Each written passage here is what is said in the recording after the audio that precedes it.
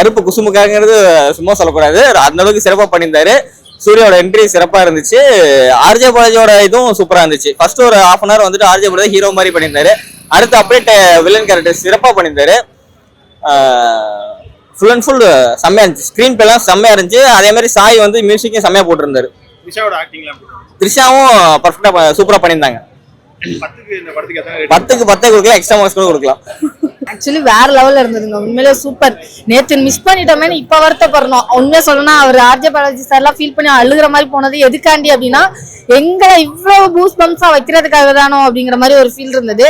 செம்ம ஒரு வைபு, ஒரு சீனையும் ரசிச்சு கத்தி அவ்வளோ ஒரு ஃபீல் கொடுத்துருச்சுன்னே சொல்லலாம். ஒரு சில நேரங்கள்லாம் டே என்னடா பண்ற அப்படின்னு நம்மளே மனசுல யோசிப்போம்ல, அதே அவர் ஸ்கிரீன்ல அப்படியே சொல்லுவாரு. நம்ம யோசிக்கிற விஷயங்களெல்லாம் நல்லா ஒரு போராட்டம் நடக்கும்போது ஒரு பாட்டு ஒரு ஐயோ இது இளையராஜா சாங் ஆச்சே, காப்பி ரைஸ் போட்டாலும் போட்டுருவாங்க அப்படின்னு சொல்லி முடிக்கிறாங்க. அங்க ஸ்கிரீன்லயே போடுறாங்க போராட்டத்துல வந்து இந்த பாட்டை யூஸ் பண்ணிட்டாங்க, இளையராஜா வந்து கேஸ் போட்டிருக்காரு அப்படின்னு சொல்லிட்டு என்னடா இது அப்படிங்கிற மாதிரி இருந்தது. உண்மையிலே செம்ம வைபு, செம்ம ஒரு ஃபீல் அவுட்டான ஒரு விஷயம். நிறைய பொலிட்டிக்கலா இருக்கட்டும், லியோ சீன் அப்படியே ரீக்ரியேஷன் பண்ணதா இருக்கட்டும், அதெல்லாம் வேற வைப்ல இருந்தது. ஒரு சில இடத்துல எல்லாம் பார்க்கும்போது எனக்கே கத்தி ஆர்ப்பாட்டம் பண்ணிடலாமா அப்படிங்கிற அளவுக்கு இருந்தது. உண்மையிலே சூப்பரா இருந்தது, செம்ம ஃபீலுங்க.